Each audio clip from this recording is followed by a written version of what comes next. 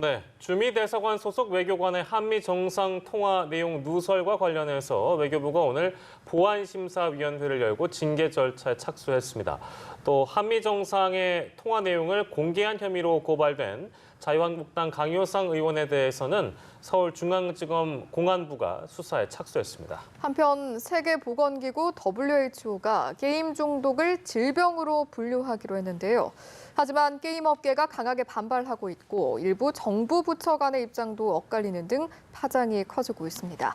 자세한 내용은 이호영 변호사와 함께 짚어보도록 하겠습니다. 어서 오세요. 네, 안녕하세요. 네, 오늘 외교부가 보안심사위원회를 열었습니다. 이제 구체적으로는 그러니까 이 위원회에서는 어떤 논의들이 이루어지는지도 궁금하고 만약에 이게 위반 사항이라고 확정이 되면 글쎄요 어떻게 향후 진행이 되는지도 궁금하네요. 어떻게 봐야 될까요? 네, 이렇게 이제 일선 부처에서 어떤 보안 관련 사고라고도 볼 수 있습니다. 예. 이런 보안 사고가 발생을 하면 이제 보안심사위원회에서 1차적으로 조사를 하고 네. 관련돼서 어떤 혐의점이 보인다라고 하면은 이제 감사 개시 요청을 할 수 있거든요. 예. 그래서 지금 보안심사위원회에서는 일단은 그 외교관의 그런 어떤 고의 또는 중과실에 그러한 어떤 보안 업무 규정 위반 행위가 있었는지 예. 그 부분에 대해서 1차 조사가 이미 지금 마쳐진 것에 대해서 예. 다시 심의를 하고 이에 대해서 징계위원회에다가 어떠한 징계를 요구할지 예. 이 부분을 지금 심의할 것으로 보입니다. 예, 말씀해주신 것처럼 보안심사위 내용을 바탕으로 이제 징계위가 열리게 될 텐데 앞으로의 징계의 수위는 어느 정도로 좀 예상을 하세요? 뭐 아직은 이제 혐의가 확정되지는 않았기 때문에 조금 조심스럽기는 합니다만 예. 지금까지 뭐 그 장관이나 그다음에 차관 이런 외교부 쪽에서 나오는 이야기들은 이걸 좌시하지 않겠다라고 예. 하고 있기 때문에 지금 나오고 있는 이러한 혐의들이 사실로 만약에 드러난다면 예. 파면 내지는 해임의 어떤 중징계가 이루어지지 않을까 이렇게 네. 일단은 예상이 됩니다. 일각에서는 지금 사법 처리 가능성도 제기가 되고 있어서 사법 처리 가능성까지 되려면 어떤 혐의까지 인정이 됐을 때 이런 상황이 벌어지는 거죠? 이제 무엇보다도 이게 사법 처리라고 하면은 좀 징계 절차와는 구별이 되어야 하는데요. 예. 그 형법 113조가 지금 문제가 됩니다. 예. 113조 1항을 보면 외교상의 기밀을 누설한 자는 5년 이하의 징역 또는 1천만 원 이하의 벌금에 처한다라고 되어 있기 때문에 예. 지금 한미 정상 간의 통화 내용이 이게 과연 외교상의 기밀에 해당하는 것이냐 예. 이 부분에 대한 좀 법리적인 다툼이 조금은 있을 것 같고요. 예. 그러한 것이 만약에 맞다라고 한다면은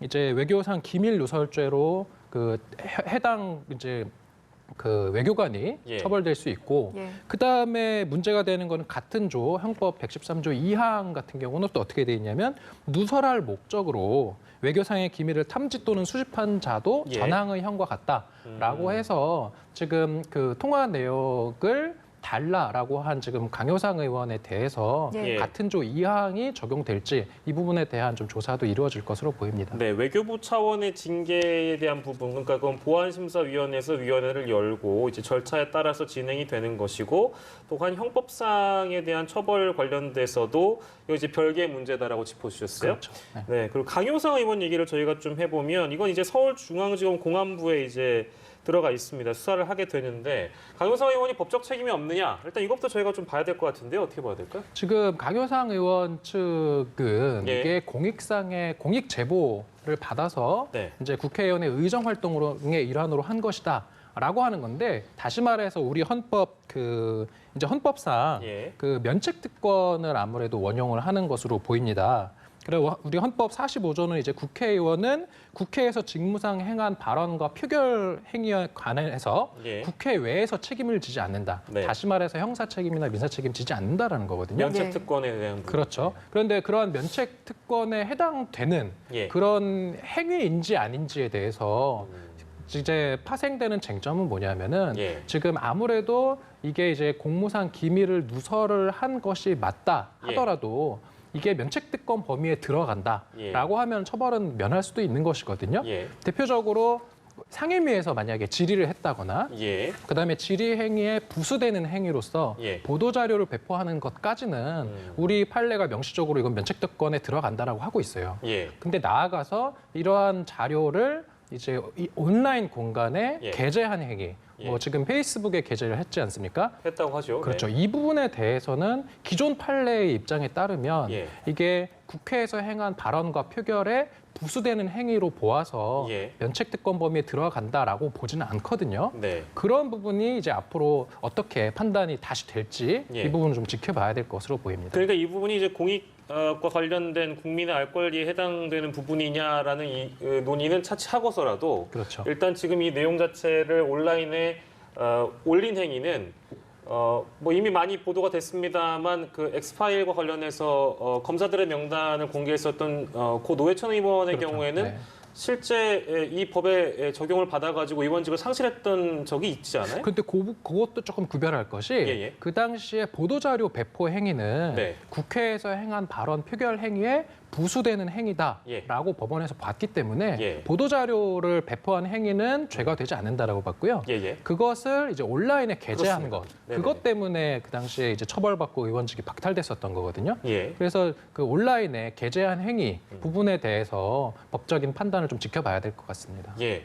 경우가 이제 유사하다 보니까 많이 보도가 됐는데요. 관련돼서 이제 마지막으로 한번 짚어봤고 첫 번째 주제는 여기서 마무리하고 두 번째 주제로 넘어가도록 하겠습니다. 게임 중독에 관련된 얘기인데요. 이 얘기는 이제 온라인상에서도 굉장히 큰 화제가 되고 있습니다. WHO, 그러니까 세계보건기구가요. 게임 중독을 질병으로 분류를 했습니다. 이거에 대한 뭐 찬반은 워낙에 뜨거워서 글쎄 이거 그러니까 분류 배경이 일단 뭐라고 하던가요? 뭐 그 질병 코드라는 게 지금 최근에 이제 30년 만에 이번에 개정이 됐다라고 해요. 예. 그래서 ICD 이제 10이었고 그 전까지는 예. 이번에 이제 질병 코드가 하나 더 부여가 되면서 ICD 11로 이제 그렇게 된 건데 예. 이렇게 이제 질병 코드가 부여가 되면 어떤 효과가 발생을 하냐면 각국 보건 당국에서는 예. 이제 그 질병 관련 보건 통계를 해당 그 코드와 관련된 질병 관련 보건 코드를 작성할 수 있고 예. 나아가서 질병 예방과 치료를 위한 예산도 배정할 수 있게 되고요. 예. 관련 그걸 이제 예산이랑 어떤 그런 치료를 위한 예산이 배정이 되면 그 질병과 관련된 어떤 금지 예. 행위에 대한 어떤 규제까지도 예. 추가가 되는 어떤 그런 수순으로 이제 진행될 것으로 보입니다. 예. 이 사안에 대해서 의료계와 게임업계도 입장이 엇갈리고 있는 상황인데 일단 양측의 목소리를 듣고 돌아오도록 하겠습니다. 네. 악영향을 미치는데도 불구하고 조절하지 못하고 계속 마신다면 그건 문제가 있으니까 치료를 받자고 얘기하는 것처럼 게임도 그런 문제를 일으키는 정도의 심각한 경우가 있을 때는 우리가 치료적인 서비스를 해야 된다. 의사 개인의 어떤 판단의 어떤 여지가 너무 크게 남아있기 때문에 결국에는 의사에 따라서 그 어떤 판정의 어떤 기준이 굉장히 달라질 수 있다는 것에 대해서 저희들은 굉장히 우려하고 있습니다. 확실히 뚜렷한 시각차가 느껴지는 모습인데 만약 게임 중독이 질병으로 분류가 된다면 우리 게임 산업 같은 경우에 어느 정도의 경제적 손실을 안게 되는 건가요? 뭐 지금 나오는 얘기를 들어보면 이렇게 이제 WHO가 게임 중독을 질병으로 이제 분류를 하면 3년간 전 세계 게임 산업에서 경제적인 손실이 10조 원 정도 발생한다는 얘기가 있고요. 예. 그 중에 한 절반 가까운 6조 3,400억 원의 손실이 우리나라에서 이제 발생할 것이다. 예.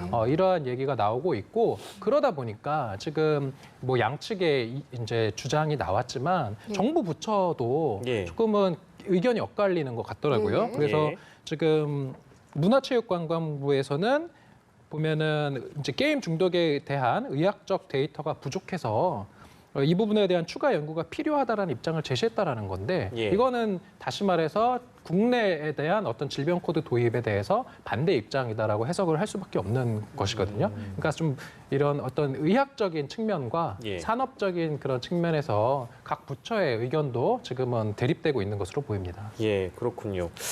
참 이 부분은 찬반이 뭐 명확하기도 하고 심지어 정부 부처도 이렇게 부처별로 입장이 조금 다르다 보니까 이견을 갖고 있다 보니까 좀 조심스럽긴 한데 나라별로 이걸 어쨌든 판단을 해야 되는 거기 때문에 이건 어디까지나 이제 WHO의 권고 사항이라고 우리가 그렇죠. 보면 좋은 것이고 국가별로 이것을 이제 판단을 해야 되는데 향후 이제 그 도입 전망은 어떻게 봐야 될까요? 일단은 뭐 어떤 식으로든 도입은 될 것으로 보입니다. 왜냐하면은 그 이제 선례를 예. 볼 필요가 있는데 지금 2015년 9월 24일에 통계청 고시가 개정이 됐거든요. 예. 여기에서는 이제 한국 그 표준 질병 사인 분류가 개정이 됐습니다. 예. 근데 이때 개정될 때도 보면은 지금 앞서 WHO에서도 고시한 것처럼 예. 국제 질병 분류에 따라서 우리나라의 질병 코드를 업데이트를 하고 예. 관련된 어떤 세부 내역을 반영을 하거든요. 예. 따라서 이번에 WHO의 이 권고안이 어떤 예. 식으로든 국내에 반영은 될 것이다. 예. 다만 그게 100% 그대로 반영될 것인지 예. 아니면 약간 변경돼서 예. 우리 국내 실정에 맞게끔 예. 이렇게 개정될 것인지는 좀 두고 봐야 될 것이기 때문에 예. 지금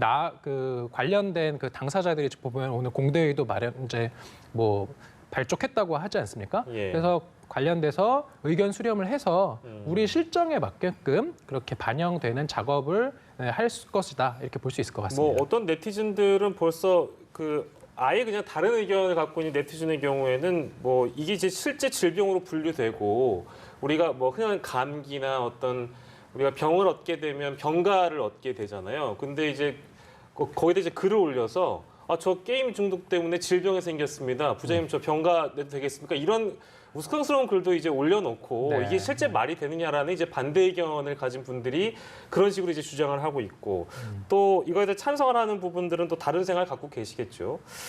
예, 아무튼 이 논의는 시간이 좀 많이 흘러야 될 것 같습니다. 네, 네네. 이제 마지막 주제로 넘어가 보도록 하겠습니다. 곰팡이 호박 사태로 논란을 불렀던 인물이죠. SNS 인플루언서 임블리. 시민단체로부터 고발을 당했다고 하는데 구체적인 혐의가 어떻게 되나요? 네, 그 서민민생대책위원회라고 하는 이제 시민단체에서 그 임블리와 임지연 부건 FNC 상무와 같은 회사의 이제 박준성 대표이사를 같이 고발했어요. 예. 그래서 고발된 혐의가 보면은 식품위생법 위반, 뭐 화장품법 위반, 상표법 위반, 사기 등 혐의가 있는데 그 내용을 조금 보면 이제 호박즙에서 곰팡이가 발견됐다라는 점에 대해서는 이것은 부작용 보고가 또 이루어졌다. 예. 다시 말해서 이 부분이 이제 식품위생법과 화장품법을 위반한 것이다라고 하는 것이 있고 그 다음에 이 부건 FNC가 그 명품 상품의 어떤 브랜드 디자인을 베꼈다. 예. 이 부분에 대해서는 이제 상표법 위반 혐의가 있다라고 이제 고발한 것이고요. 예. 나아가서 소비자의 환불 요구를 묵살을 했고, 그다음에 의류를 판매하면서 실제로는 품절되지 않았는데 마치 품절된 것처럼 허위 과장 광고를 했다라고 해서 뭐 사기 행위에 해당된다 이런 식으로 지금 고발을 했습니다. 예, 워낙에 이제 그 SNS 등을 중심으로 뭐 여러분들 유튜브도 많이 하실 것이고